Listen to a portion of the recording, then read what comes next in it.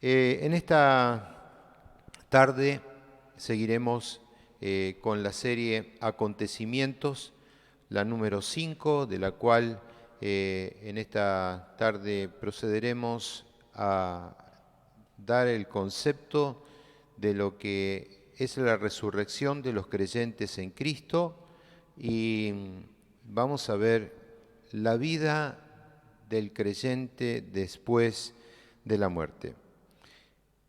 Muchos interrogantes surgen en cuanto a la vida futura e inclusive existen varios pensamientos ideológicos y aún tendencias teológicas en cuanto al desarrollo de la vida después de la muerte.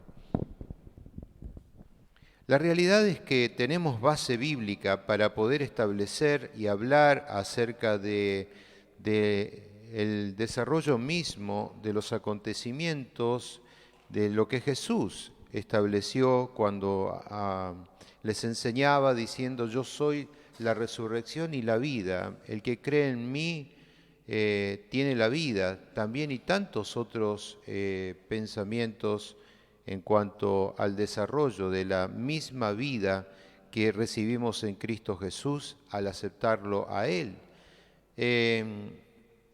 Pero así, yo creo que a través del punto de vista humano siempre viene focalizada la duda y con cuestiones que también nosotros no desarrollamos en nuestro intelecto porque no podríamos bajo ningún aspecto desarrollarnos sobre las cosas que no visualizamos. Somos muy de creer en lo que vemos, ¿no? Pero en los acontecimientos que puedan desarrollarse en el ámbito sobrenatural, donde debemos aplicar la fe, podríamos decir coherentemente que es algo que va a acontecer, pero de la cual estamos en espera, será, no será, y poco se habla bajo este aspecto de la vida futura, ¿no? Sin embargo, el apóstol Pablo deja allí en Primera de Corintios, en el capítulo 15, todo un capítulo donde nos habla acerca de justamente la resurrección. Y importante que de esta consideración surge la doctrina de la resurrección, o sea, la enseñanza acerca de la vida futura del creyente, ¿no? Tomaremos el texto en esta tarde acerca de Primera de Corintios, capítulo 15, del versículo 47, 48 y 49, ¿sí? Si usted quiere acompañarme a la lectura de la Escritura, dice así: Primera de Corintios, capítulo 15, versículo 47, 48 y 49. El primer hombre es de la tierra, terrenal. El segundo hombre, que es el Señor, es del cielo. ¿Cuál el terrenal? Tales también los terrenales. ¿Y cuál el celestial? Tales también los celestiales. Y así como hemos traído la imagen del terrenal, traeremos también la imagen del celestial. La importancia de la resurrección en el contexto de la vida y la esencia de la ciudad de Corinto, ¿no? A semejanza de los griegos, eran personas que mentalmente se pronunciaban de una forma muy inquietos, agudos, eran muy aficionados a la filosofía y aún también a la especulación. Y por supuesto, algunos de la congregación de la iglesia de los Corintios participaban también de ese espíritu que era necesario comprobar por la lectura que se presentaba en el momento. Y el apóstol Pablo toma en consideración de una condición para ver a qué punto llegaba la especulación, ¿no? Y también sabiendo lo que Dios le había revelado en cuanto a la resurrección, mide todas las posibilidades y aún también el pensamiento que se implantaba para socavar la verdad. Y con clara percepción, él enfatizó acerca de la posibilidad que bajo la influencia del espíritu existente, el espíritu griego, ¿no?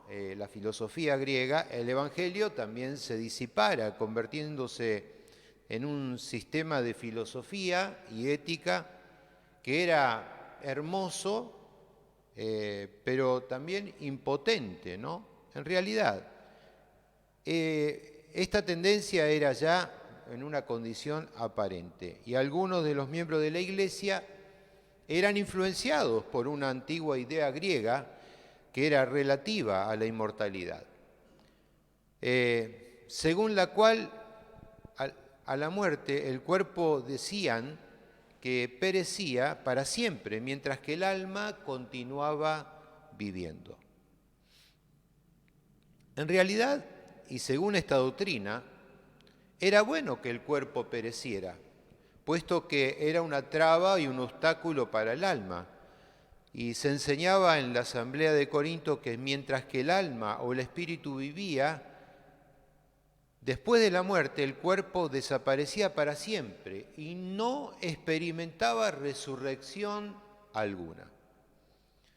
La enseñanza asimilaba que la única resurrección era espiritual del alma y que la muerte aún también en transgresiones y pecados, mientras que la palabra dice allí en Efesios 2.1, ¿no? Leemos que dice, Cristo es aquel que os dio vida a vosotros cuando ustedes estaban muertos en vuestros delitos y vuestros pecados.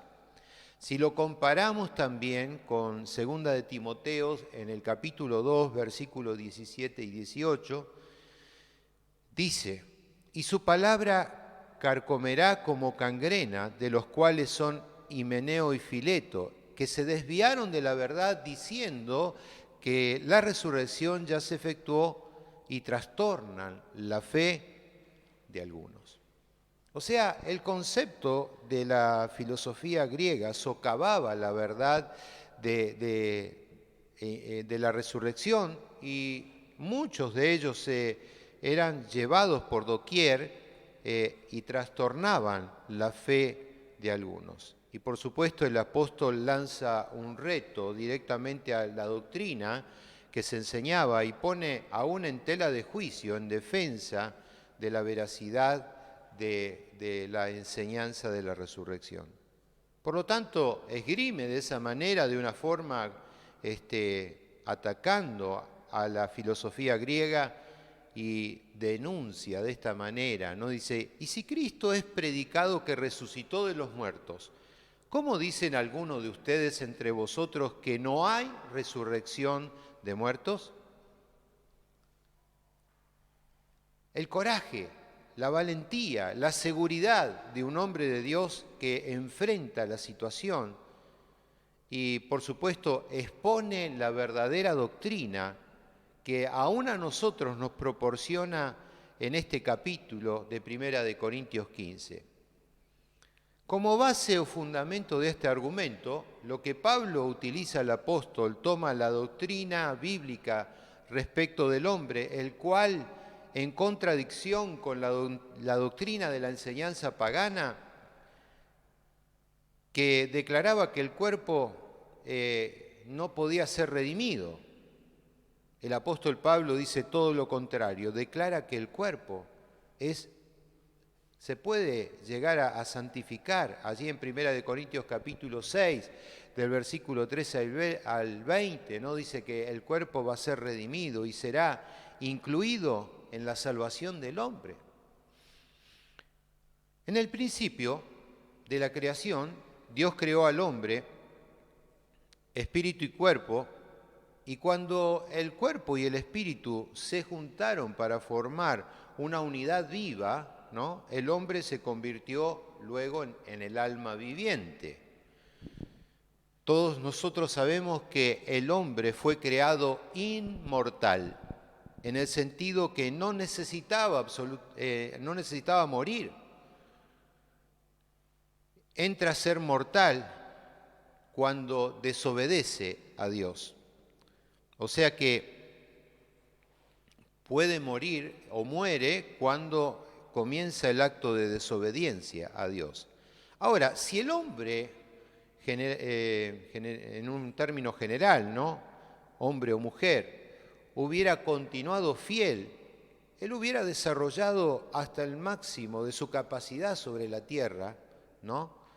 Y luego podría haber sido trasladado, puesto que nosotros sabemos que la traslación parece ser la manera perfecta de Dios para llevarse los seres humanos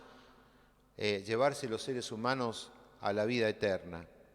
Pero ¿qué sucedió? El hombre pecó, perdió el derecho al árbol de la vida, y como resultado de ello comienza la muerte sobre la tierra, ¿no? Por haber perdido el derecho al árbol de la vida.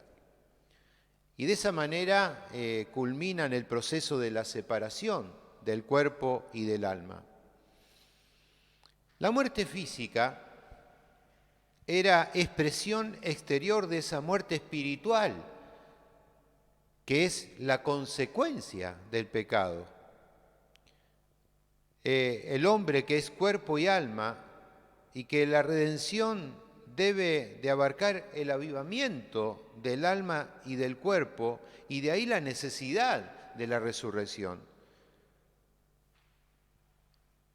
Necesitamos volvernos a Dios para saldar nuestras cuentas con Dios y aún también vivir espiritualmente. Sin embargo, el cuerpo muere como resultado de la herencia que hemos recibido de Adán.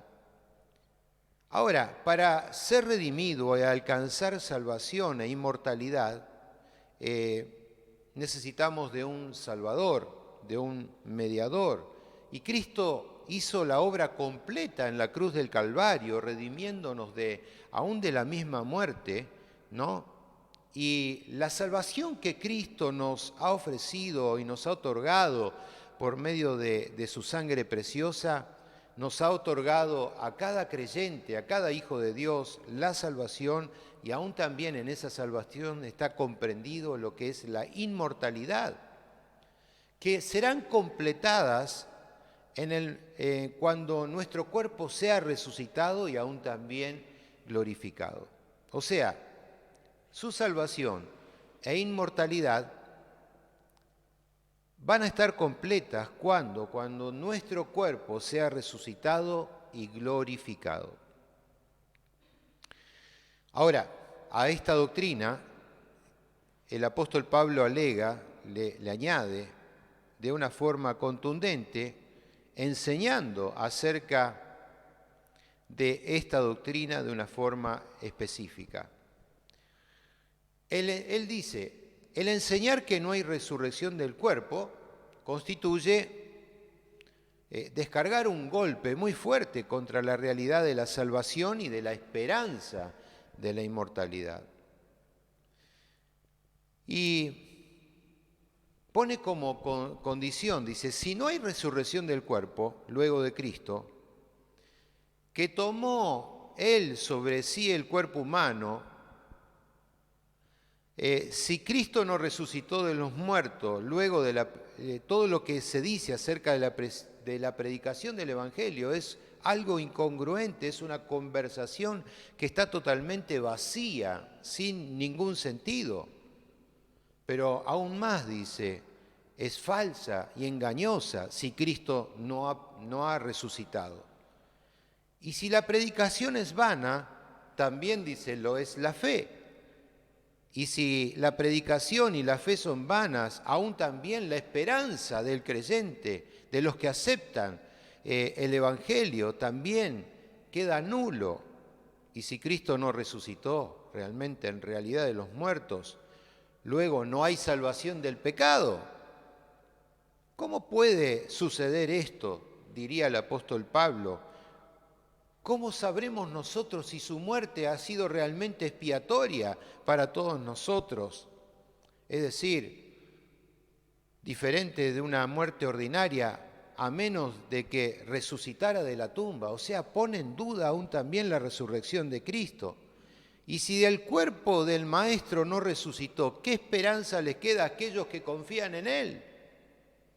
Y si esto es verdad, luego el sacrificio, la abnegación, aún también y los sufrimientos por amor de Cristo, ¿han sido totalmente vanos? ¿Qué condición quedaría para aquel que cree fielmente en el Señor si realmente Jesucristo no hubiera resucitado? Todos nosotros sabemos que la verdadera esencia del cristianismo radica en la resurrección de Jesucristo. Por cuanto Él resucitó, nosotros también resucitaremos. Por cuanto Él vive, nosotros también viviremos. Y es la confesión de fe que nosotros tenemos como verdaderos hijos de Dios. Venía de un modo atacada la fe de muchos y por lo tanto aún también el apóstol Pablo debía aseverar y ser consecuente a lo que él había creído. Y de esta manera podemos tener confianza y seguridad en Cristo nuestro Salvador, porque el Señor mismo dijo, donde yo estoy también ustedes van a estar. ¿Duda usted acerca de que Cristo resucitó? Muchos cristianos ponen en tela de juicio, aún en estos tiempos, cuando cavilan en su fe. Están allí pendientes de que será, no será, pero la palabra de Dios nos asegura. Vamos a analizar en esta tarde, les invito a que juntos podamos mirar la naturaleza de la resurrección.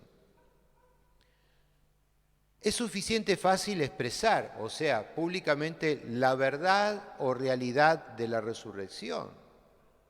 Nos llenamos nuestra boca acerca del predicar, de conocer la doctrina. Muchos estudios están fáciles de encontrar y de conocer acerca de esta doctrina. Pero lo difícil es cuando nosotros intentamos explicar cómo se produce. Nos encontramos en dificultades muchas veces, puesto que tratamos con leyes que son misteriosas y aún también sobrenaturales. O sea que están fuera de la comprensión de nuestra mente. Sí sabemos que la resurrección del cuerpo se caracteriza por algunas consideraciones que las vamos a ver, ¿verdad? La resurrección se caracteriza por nuestra relación, como punto número 1, nuestra relación. Tiene mucha relación con el cuerpo nuestro, la cual el apóstol Pablo ilustra de una forma comparativa. Y lo compara con el grano de trigo, el cuerpo con el grano de trigo. En Primera de Corintios, allí en el capítulo 15, versículo 36 y 37, habla de esta forma y dice, necio, lo que tú siembras no se vivifica si no muere antes, y lo que siembras no es el cuerpo que ha de salir, sino que el grano desnudo, ya sea de trigo o de grano. En ese ejemplo está estableciendo que el trigo, el grano de trigo, es arrojado al suelo, muere, y el hecho que se desintegra, se fertiliza el germen, que es vivo, que está dentro de él. De manera que se convierte en una hermosa y nueva planta. O sea, solo mediante la desintegración de las partículas materiales la semilla comienza la operación del germen de vida. Esto es interesante mirar. Si el grano de trigo no cae en tierra y muere, no puede dar absolutamente vida. Y es necesario que exista la muerte primeramente para luego dar paso a la vida. Ahora, ¿qué es lo que vivifica al cuerpo humano, haciéndole capaz de convertirse en el glorioso cuerpo de la resurrección? Lo único que puede dar vida o paso a la vida, a la nueva vida, es el Espíritu Santo. Por eso el apóstol Pablo deja claro allí en 1 Corintios capítulo 6, versículo 9, cuando dice: ¿o acaso ignoran ustedes que vuestro cuerpo es templo del Espíritu Santo, el cual dice está en vosotros, el cual dice ustedes tienen de Dios y no sois de vosotros? Hablando acerca de la resurrección, el apóstol Pablo expresa las palabras aún también que se encuentran allí en 2 Corintios capítulo 5, versículo 5, mas el que nos hizo para esto mismo es Dios, quien nos ha dado, dice las arras, las primicias del Espíritu. Si comprendiéramos estas palabras tan profundamente del apóstol Pablo, sabiendo de que Dios es aquel que determinó en nosotros y que ha colocado en nosotros el Espíritu Santo. El Espíritu Santo en nosotros es la garantía de lo que Dios ya tiene reservado para nosotros. Un cuerpo revestido y eterno que Él nos dará cuando seamos nosotros resucitados en Él. Amados en Cristo, nosotros por el Espíritu Santo tenemos en nosotros eternidad. Ahora mismo nosotros tenemos eternidad y estamos en esperanza de saber que un día seremos redimidos por Él. Y esta esperanza debería darnos a cada uno de nosotros ese gran estímulo y paciencia para enfrentar todo lo que nosotros debamos de experimentar.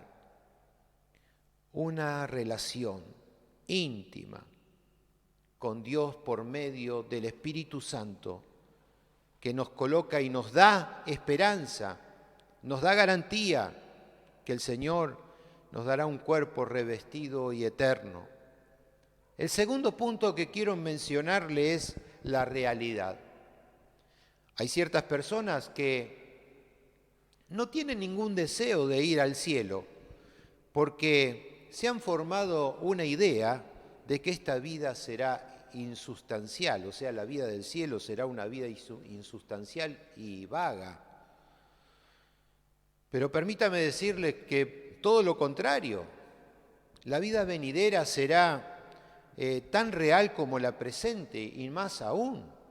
Los cuerpos glorificados serán reales, serán tangibles y nos conoceremos los unos a los otros, conversaremos en la eternidad los unos con los otros, realizaremos libremente actividades celestiales. Algunos teólogos que muy reconocidos aún se atreven a investigar un poquito más allá, como el doctor Alducin, que explaya que tendremos vida normal, que seguiremos con actividades normales de la vida, habrá casamiento, pero bueno, cada uno en su condición de discernimiento y conocimiento, a mí me da hasta aquí el conocimiento. Algunos otros han tenido mayor revelación de las Escrituras y gloria a Dios por ello. Nosotros entendemos que la vida continuará, ¿no? En ese cuerpo glorificado como el cuerpo del Señor. Miren, el Señor Jesús en su cuerpo glorificado fue una realidad indiscutible para sus discípulos. Aunque glorificado, Él era el mismo Jesús. Y por lo tanto, así también nosotros seremos transformados en ese mismo cuerpo que el cuerpo de Jesús, en un cuerpo de incorrupción. El tercer punto es un cuerpo de incorrupción. O sea, cuando hablamos de ser resucitados, es en incorrupción y poder. El cuerpo de resurrección que el Señor nos dará estará libre de enfermedad, de dolor, de debilidad y de muerte. Y todos quisiéramos tener esta condición. Cuando una persona llega a una cierta edad, comenzamos a ser partícipes y socios activos de los farmacéuticos, porque nos vienen los achaques, nos vienen las situaciones de vida y comenzamos a gastar dinero extra en medicinas para poder sobrellevar los achaques de la vida, del dolor, de la enfermedad y aún también de las debilidades. ¿Y qué decir, ¿no?, para aquellos que se anticipan ante el hecho de la misma muerte? En el espacio, en el cielo que Dios ha preparado para nosotros, no existirá lo que es corrupto, o sea, seremos resucitados en incorrupción y poder y estaremos libres de todos estos acontecimientos. Y el libro de Apocalipsis, en una forma resumida, allí en el capítulo 21, versículo 4, dice: enjugará Dios toda lágrima de los ojos de ellos, y ya no habrá muerte, ni habrá más llanto, ni clamor, ni dolor, porque las cosas primeras pasaron. Aleluya, gloria sea a nuestro Señor. Esto es la esperanza del creyente, que Dios mismo enjugará cada lágrima de los ojos. No habrá muerte, no habrá llanto, ni dolor, ni clamor. El Señor mismo estará allí para reservarnos y tener vida gloriosa en el Señor, la vida plena en la eternidad. El cuarto punto que quiero mencionarles es la gloria. Nuestro viejo cuerpo es perecedero. Está el cuerpo sujeto a corrupción y aún también al cansancio, porque se trata del cuerpo natural. Tenemos una existencia que consideramos como imperfecta en un mundo totalmente imperfecto. Ahora, el cuerpo de resurrección estará adaptado a esa vida gloriosa. Y esa vida es una vida inmortal y en los cielos. Vuelvo a repetir, será ese cuerpo que se llevará en consideración a esa vida gloriosa, va a ser inmortal y en los cielos. Se dice que cuando Pedro el Grande de Rusia trabajó como mecánico en Holanda, la intención de él era aprender el arte de construir buques. Vestía un humilde traje de mecánico, pero al regresar a su palacio, él volvió a vestir el esplendoroso manto de la realeza. Asimismo, podemos considerar nosotros el espíritu del hombre, que originalmente recibió el soplo y el hálito divino de Dios. Vivimos nosotros ahora en una existencia donde vivimos en el estado de corrupción, nos ensuciamos, aún como también Pedro el Grande se ensuciaba como mecánico, ¿no? Pero de esa condición nace la condición de corrupción, pero cuando él volvió a tomar los hábitos de la realeza, Pedro el Grande se vistió coronado como rey, ¿no?, como rey de su lugar. Así también el Señor nos muda de nuestras vestimentas en el cuerpo de la resurrección. O sea, y aún también el Espíritu estará vestido con el cuerpo glorioso, apto para ver al Rey de Reyes y Señor de Señores, a Dios mismo, cara a cara. El Señor nos viste de esa vestimenta gloriosa para estar ante su presencia. Entonces, nos vestirá de gloria con el cuerpo de la resurrección y el espíritu estará vestido en ese cuerpo glorioso, apto para estar en su presencia. La veracidad de este acontecimiento, como un cuerpo glorioso semejante al de Cristo.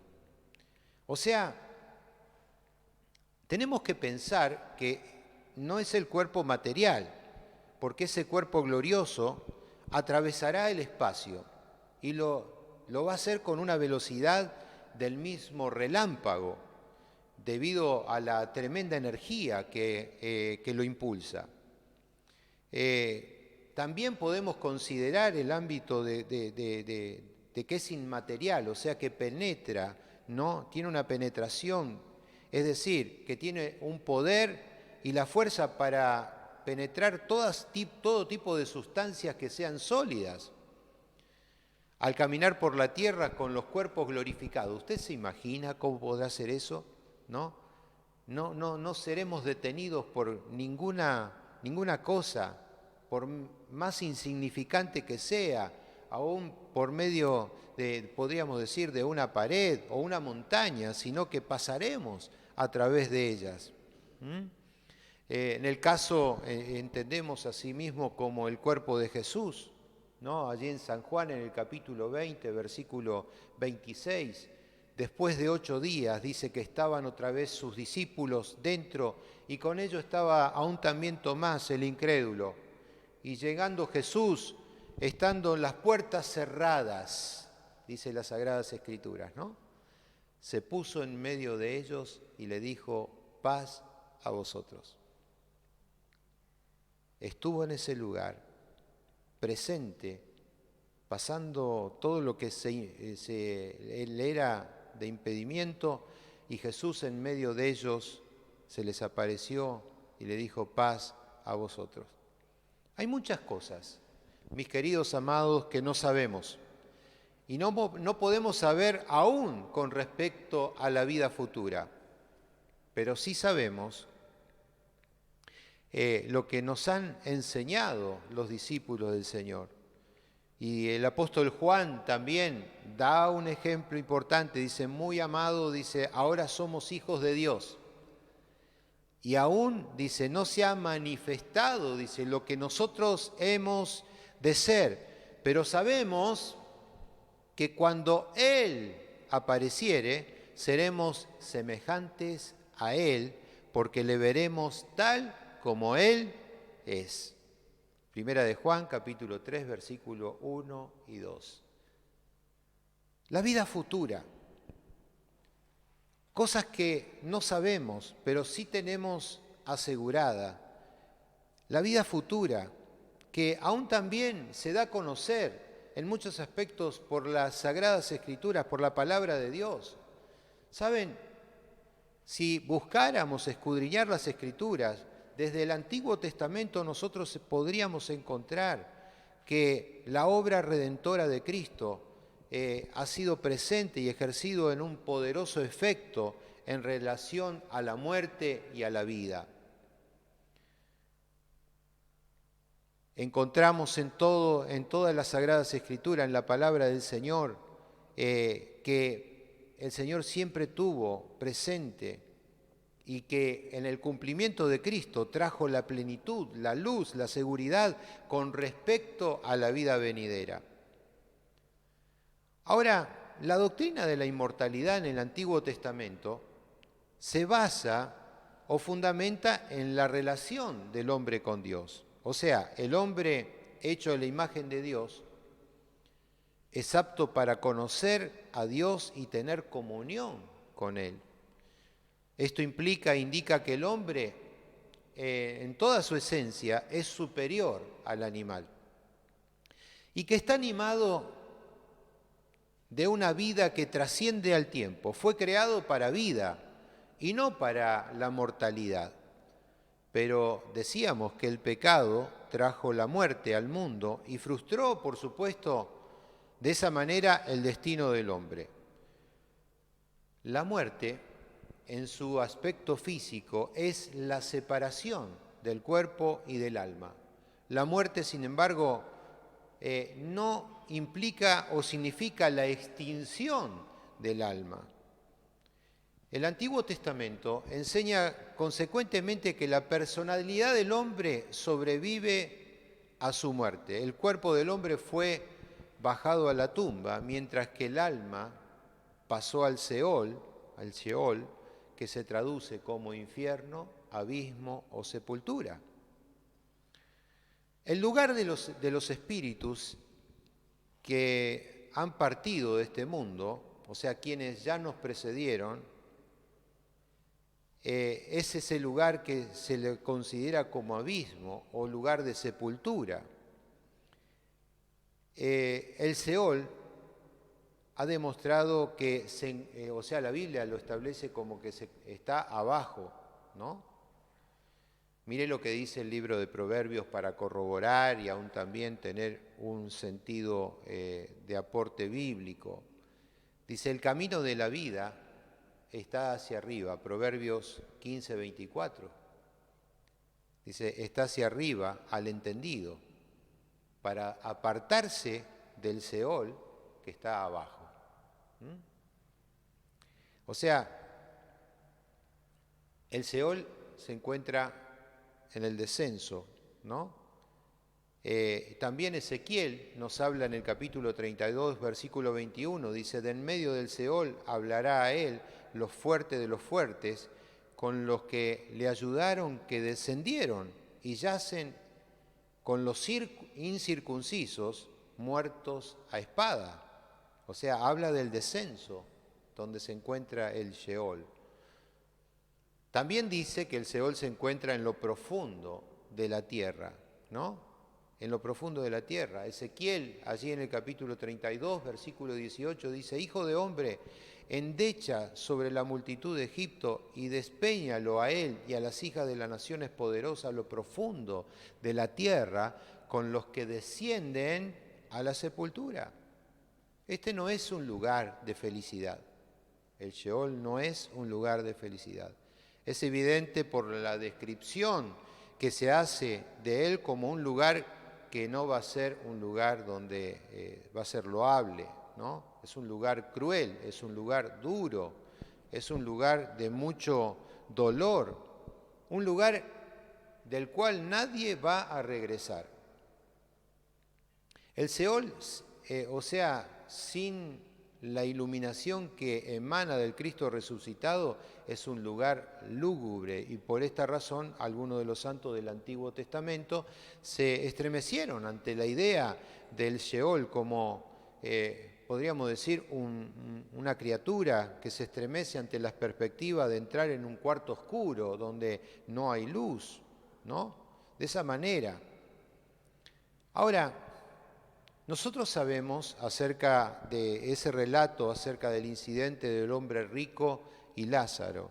Sabemos también que había dos partes en el Seol, un lugar de sufrimiento para los malvados y otra parte para los justos, o sea, un sitio de descanso y de comodidad. Sin embargo, los creyentes del Antiguo Testamento no vivían sin esperanza. El pueblo de Dios también sería redimido del Sheol, ¿no? Y por supuesto, ¿cuándo se cumple esto? Se cumple cuando Cristo, después de su muerte, Él descendió al mundo de los espíritus que habían partido y liberó a los santos del Antiguo Testamento del Seol y los llevó al paraíso. Este último pasaje, del cual nosotros analizamos a través del apóstol Pablo, nos habla acerca de que se produjo un cambio en el mundo de los espíritus y que el lugar donde los justos esperan la resurrección está localizada, por supuesto, ahora en los cielos. Desde que Cristo descendió a la parte más profunda, desde ese entonces los espíritus de los justos ascienden a la gloria y los espíritus de los malvados descienden a la condenación. Apocalipsis, en el capítulo 20, en el versículo 13 al 14, dice, Y el mar entregó los muertos que había en él, y la muerte y el Hades entregaron los muertos que había en ellos, y fueron juzgados cada uno según sus obras. Y la muerte y el Hades fueron lanzados al lago de fuego. Esta es la muerte segunda. Y el que no se halló inscripto en el libro de la vida fue lanzado al lago de fuego.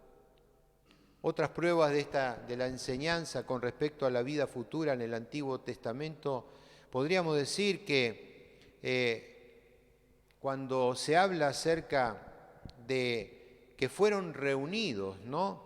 Esa frase, esa oración, el pueblo del Señor fue reunido con sus padres, aplicándose a Abraham, a Moisés y a Aarón, y a David también.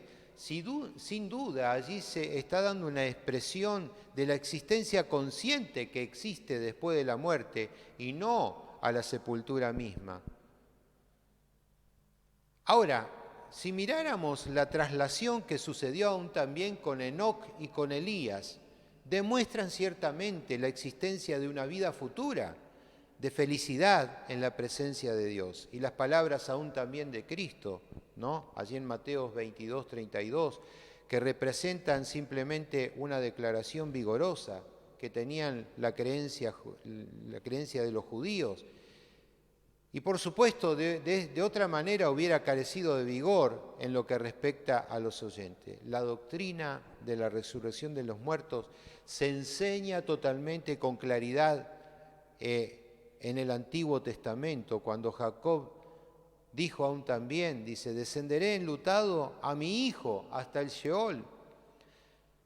Y ciertamente no podía haber significado una tumba literal, puesto que se suponía que el cuerpo de José había sido devorado por una bestia salvaje. La enseñanza de la resurrección en el Nuevo Testamento reconoce que es un estado más allá de la muerte, en el cual la vida espiritual continúa bajo nuevas condiciones mejores. Vuelvo a repetir, nuevas condiciones y mejores. Al iniciarnos en esta vida es el objetivo supremo del hombre. Por eso la advertencia también allí en el Evangelio según San Marcos, en el capítulo 9, versículo 43, dice, cuando dice, si tu mano te fuere ocasión de caer, córtala. Mejor te es entrar en la vida manco que teniendo dos manos ir al infierno y al fuego que no puede ser apagado. Cuando el creyente que está confiado en el Señor vive esta vida de seguridad, al tener a Cristo, al Cristo en sí mismo, el creyente ya somos afectados en esta nueva vida, la vida de la transición de la muerte a la vida. Sin embargo, déjeme decirle que es solo el comienzo. Cuando tenemos a Cristo, su plenitud pertenece a otro estado de exigencia que comienza en la resurrección de vida. Por eso el Evangelio según San Juan, en el capítulo 1, nos habla y nos dice, en el principio era el Verbo, y el Verbo era con Dios, y el Verbo, la vida, era Dios. Hay una vida futura, una vida futura. Para nosotros está oculta ahora, pero será manifestada cuando Cristo, nuestra vida, aparezca. Él será quien concederá la corona de vida prometida a todos aquellos que le amamos. Y aún en el estado de los creyentes que han muerto, es mucho mejor la vida futura que la presente vida que hoy tenemos en Cristo. Por eso Pablo, el apóstol, decía allí en Filipenses 1:21, porque para mí el vivir es Cristo y el morir es ganancia. En estos días que vivimos tantos acontecimientos por medio del fallecimiento de muchas personas queridas, aquí nosotros en Argentina estamos viendo que muchos, pero muchos cristianos, pastores evangelistas, hermanos que han logrado una trayectoria en el Evangelio, han partido con el Señor. Y para ellos este acontecimiento es como el apóstol Pablo: ha llegado el momento de que el morir sea ganancia. Estar en la presencia del Señor es el mejor lugar. Allí es donde se encuentra la vida más plena. La muerte física, ¿saben?, no puede interrumpir esa comunión entre el creyente y su Señor. No puede la muerte tener lugar de interrumpir absolutamente lo que Cristo ganó en la cruz del Calvario, aún también en esa comunión íntima y el aceptar esas palabras de Jesús que dijo: yo soy la resurrección y la vida, el que cree en mí, aunque esté muerto, vivirá. Con estas palabras el Señor Jesús le estaba asegurando, en el caso de Marta y María, que su hermano no había perecido realmente, sino que estaba en un lugar seguro. En otras palabras, Jesús les estaba diciendo: yo amaba a Lázaro, disfruté de la comunión con él, y no va a quedar así simplemente.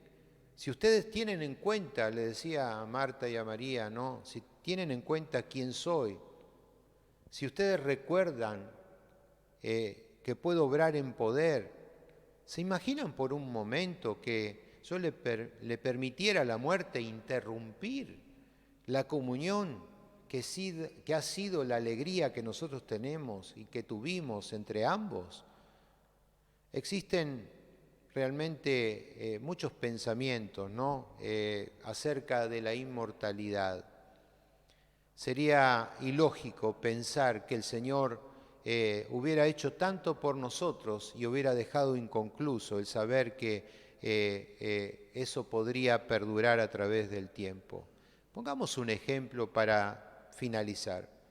Imagínese que usted transita durante tantos años manteniéndose fiel en comunión gloriosa para con el Señor y aún también en esa esperanza que ha dejado Jesucristo. Y usted le dice al Señor: hemos caminado juntos y transitado juntos por tanto tiempo, manteniendo esta dulce comunión contigo, Señor. Y llega el momento de la separación, de la muerte, y no poder decirle a nuestro Señor: nos veremos en el más allá. Del otro lado del río nos veremos, ¿no? O hayas caminado manteniendo esa intimidad con el Señor sin poder decirle adiós hasta una eternidad juntamente contigo. Dios no lo va a permitir. Imposible para aquellos que estamos en Cristo. Los que estamos en Cristo no vamos a ser separados de Él, ni por la vida ni por la muerte. Ni por la vida ni por la muerte. Para nosotros que vivimos conscientemente de la presencia del Señor, la muerte no nos podrá separar de Él. Será una separación momentánea, porque la muerte significa justamente eso, separarse, ¿no?, para prepararnos para la vida que viene. Estamos sujetos bajo la gracia de nuestro Señor Jesucristo. El Señor ha ido a preparar una habitación para cada uno de nosotros. Estamos vinculados en Él. Así como Jesús amó a Lázaro, nos ama aún a cada uno de nosotros. Y estamos ligados a su persona y a su poder que opera en nosotros. Jesús le dijo a María y a Marta: el hermano que ustedes ven hoy muerto está unido a mí, y en esa confianza y en ese afecto de vida y resurrección y de poder que existe en mí, un día estarán en la eternidad juntamente ante mi presencia. Tengamos seguridad que lo que nuestro Señor nos prometió se cumplirá. Tenga seguridad usted que un día usted estará ante la presencia del Señor en ese cuerpo glorificado que el Señor le dará. Maravillosa es la esperanza de los hijos de Dios. Sostengámonos en este tiempo con mira a esa esperanza gloriosa. Y a los que nos han antecedido, gloria a Dios por ellos, porque estarán en espera, ya están en la presencia del Señor, y en su cuerpo, un día su cuerpo mismo y su espíritu serán tomados y glorificados a un nuevo cuerpo, al mismo cuerpo de nuestro Señor Jesucristo. Vivamos una vida de consagración, de santidad, en espera de lo que el Señor prometió.